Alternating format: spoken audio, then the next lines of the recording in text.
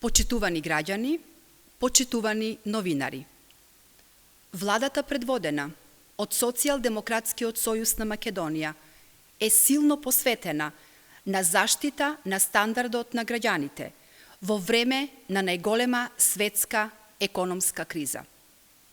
Ја ограничивме трговската маржа за основните прехранбени продукти.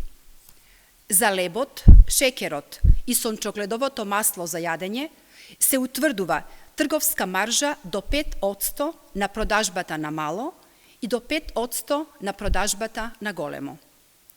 За брашното, јајцата, оризот и тестенините се утврдува продажна маржа до 10% во трговијата на мало и големо. Со ова ограничување на маржата веќе има намалување до 10% на крајната цена на овие производи во маркетите.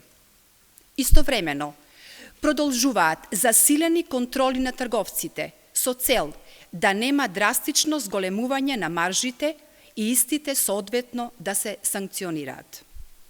Оваа одлука ќе важи до 30 септември оваа година со можност да се продолжи до крајот на годината.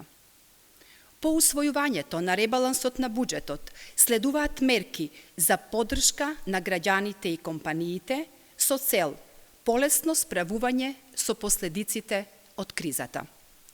Од септември 330.000 пензионери ќе добијат повисоки пензии, а зголемување на платите од 15% ќе добијат вработените во образованието, детската заштита и други сектори.